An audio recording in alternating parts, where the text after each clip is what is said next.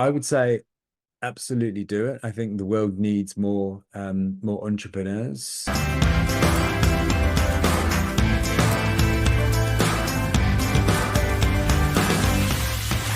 Morning, Matt. Thanks for coming online today. Tell me a bit about your business and yourself, please.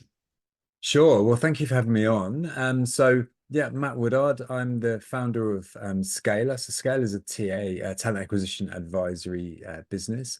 Really, the aim of the purpose of Scalr really is to support startups and scaling businesses to create and establish, robust talent acquisition functions. So creating the the strategy from the beginning and then operationalizing it. So systems, processes, people, that all the frameworks to basically help set that solid foundation for businesses who are seeking to grow to grow from.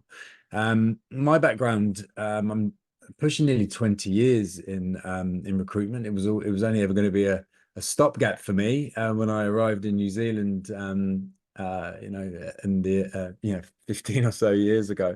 But love the industry, love the ability to really sort of help and support people individually, but also to help businesses grow and go on to do really positive things as a result. So most of the experience I've had the last 10 plus years has been in fast-paced tech businesses. So Xero back in New Zealand when they really started to take off, and then since I moved to Australia, 2015, Zendesk, Slalom Build, a big consulting company. I'm sure you'll be aware of them, and more recently a design consultancy as well. So it's always been fast-paced, scaling businesses.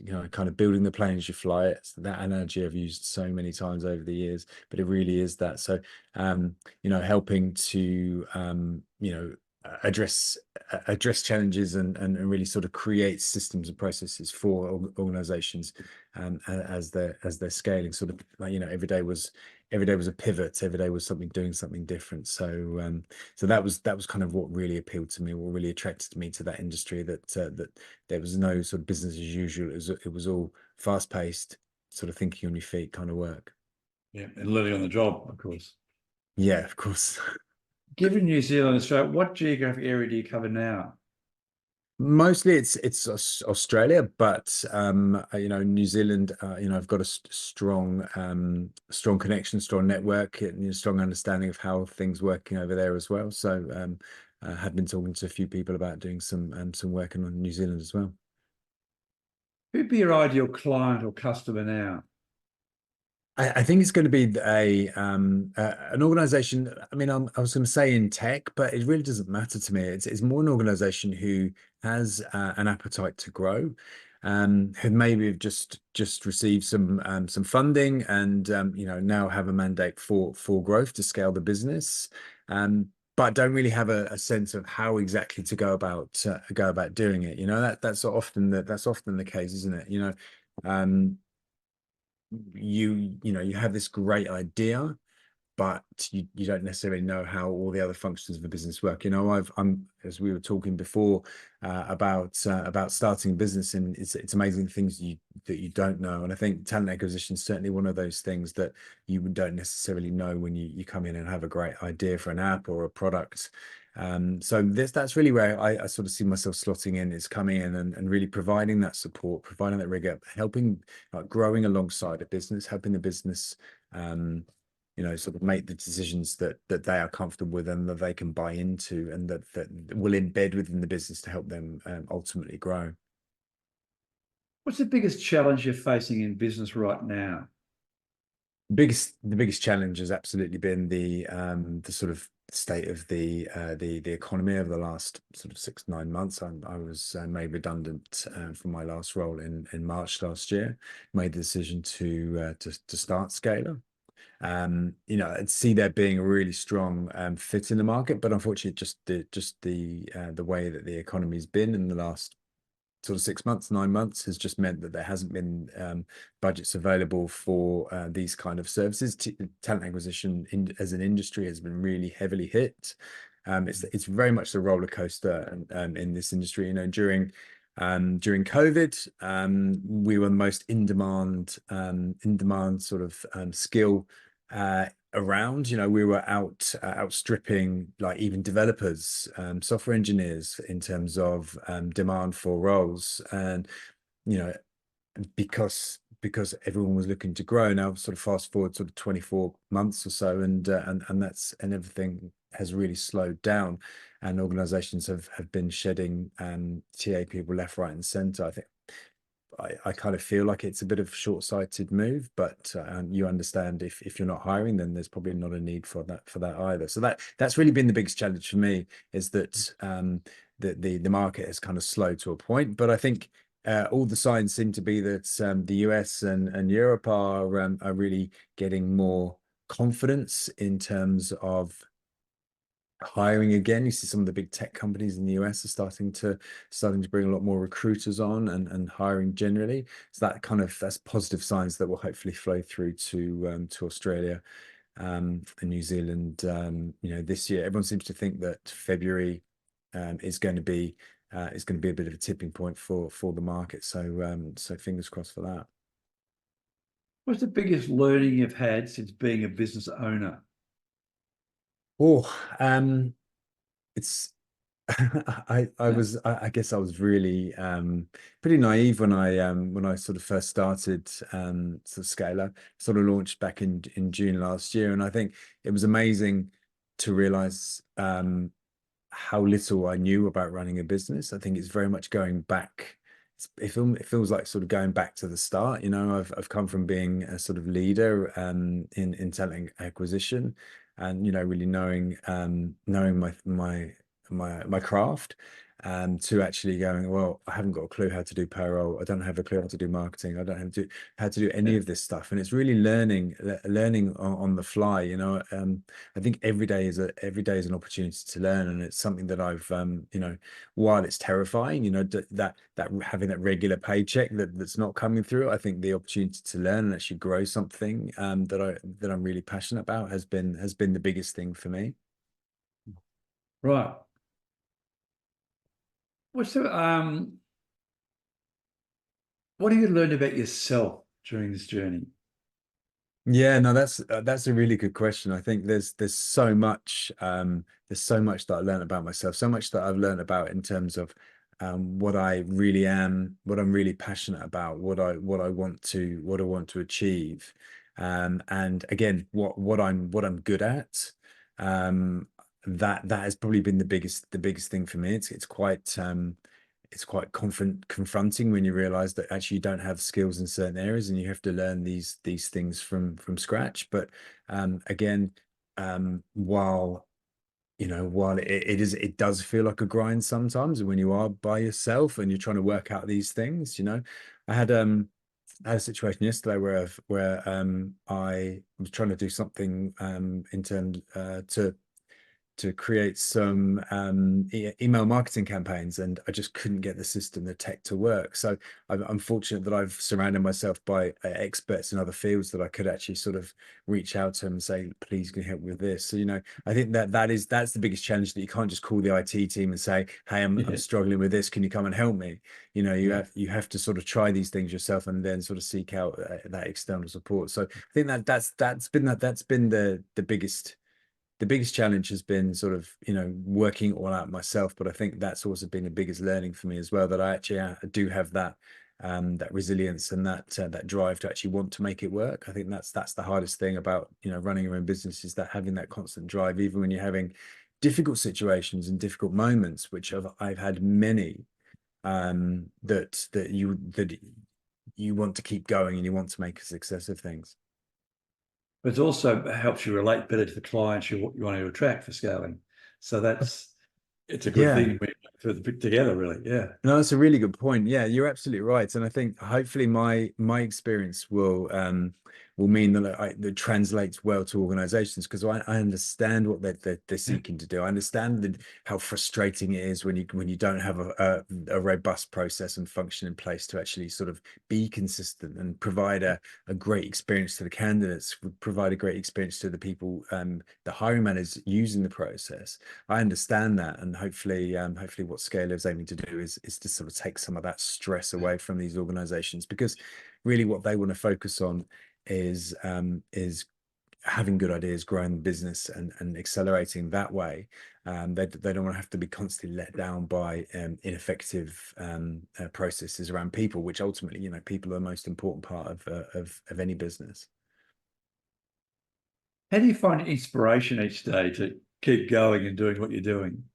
Well, look, I surround, as I said, I've surrounded myself by with really supportive people, a lot of people who are on similar sort of journeys to myself as well. And I think we keep ourselves accountable.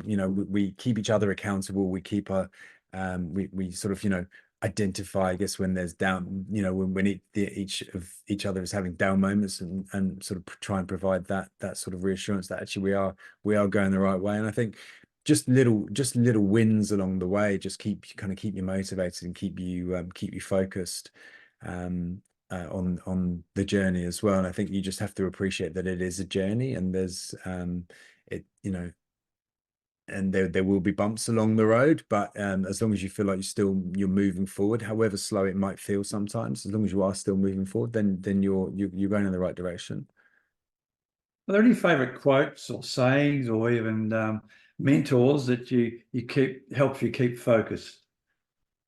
I think the thing that the sort of quote that sprung to mind was very much around, I mean, it sounds trite to say, but like, don't sweat don't sweat the things you can't control. And I think Yeah, indeed. that's one of the things for me that's as a business owner, you know you want to be able to control everything, but in a lot of occasions there are certain things which are out of your hands. So really, should you be sort of fixating and stressing over that? I think having kids, having two small kids, 7 and 6, or very nearly 7 and 6, having two small kids is a good leveler for that. You know that you can't control everything as much as you'd like to. So I think sometimes it's picking your battles, and that's kind of maybe what's translated into to this as well for me.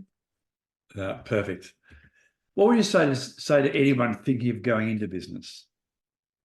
I would say absolutely do it. I think the world needs more entrepreneurs. I think it's really important that there is a continued flow of ideas coming through. And I've said this to a few people that have sort of reached out to me and thinking about their next steps. And my advice has always been like, take your time to plan.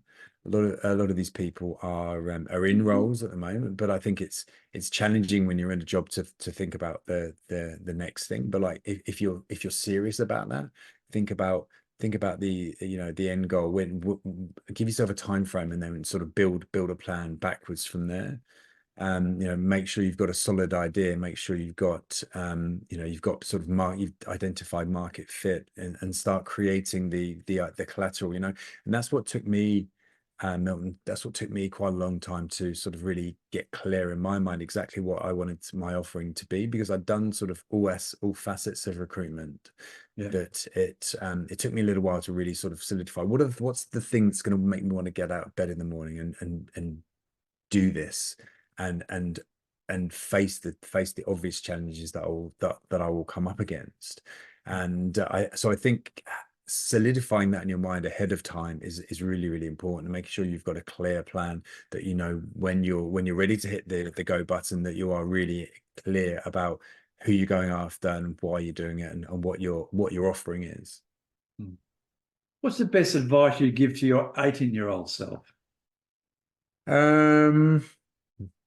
Buy Apple stock. Yeah. Probably. No, I think well, that is definitely one thing, but I would certainly say, I think just find something you're passionate about, and pursue that. I still, I don't know, I'm 42, but it's still in the back of my mind. I'm holding out hope that I'm going to be a professional footballer at some point, but I'm not quite sure it's going to happen. But I think it's more just having, enjoying things. Like I've always said to people, like, unless you have a really clear like goal and you're driven to do something, you want to be an accountant or you want to be a fireman or a nurse or a doctor, something like that. You've got this clarity of mind before, like try different things. Yeah. Like we'll like learn from each of those different things. Might be in like a diverse range of fields. Like try different things and learn about the things you enjoy from them. Learn about yourself, and then ultimately, I think you get the choice. You get the chance to then like pick something which you know kind of you're almost doing like sort of research as you go. And I think like giving yourself experiences, life experiences, is really important. Yeah. Great advice. What does the future look like? And what do you see as the main challenges moving forward for your industry and for you personally? So um the future for me I is to grow the business, is to continue to work with some really good clients. You know, and I think what one of the things about me is that I really enjoy what I do, and I want to work with people who enjoy what they do as well. I think, you know, we were talking before about working with people who want to have fun. I think that's Yeah. the thing for me. You know, I think business can be taken really seriously, and obviously there's serious elements to it, but I think if you can enjoy the journey, that's half the battle, isn't it? I think if you can have fun, I think often fun creates creativity and actual difference, and I think that's really important. So I really want to work with people who I enjoy working with. I mean, it sounds again, sounds trite to say it, but that's really the case for me. But you know, grow the business, help support organizations to grow. I think that's the biggest sense of satisfaction for me, is when I get feedback from like old hiring managers or clients to say, look, you've really made a difference. You've helped the business get to this point, you know, and that sort of thing is kind of gives me a real sense of pride and satisfaction. I think the challenge for the industry is it's just it's just constantly this roller coaster ride of peaks and troughs in terms of demand and attrition for the industry, and I'm not sure whether that's something that can necessarily be addressed. That's going to be an ongoing challenge, it seems, and it'll be interesting to see also how um, AI and new technologies will affect the recruitment industry. I think there's a lot of people sort of suggesting that AI may take people's jobs, but I don't really see it like that, Milton. I think um, there are some great tools that are coming onto the market, but those tools will help automate processes. They will actually make a recruiter's life easier. It means that they can then focus on the value adding pieces of the recruitment function, the candidate engagement, the candidate experience part, that actually make the recruitment marketing elements of the business. I think that's the other piece that these tools seem to have started to do, is actually help blur the lines between traditional like recruitment and HR and marketing. There's kind of elements that have come across. So I think it'll be interesting to see how recruiters, people who've been in the industry a long time, kind of adapt to those changes.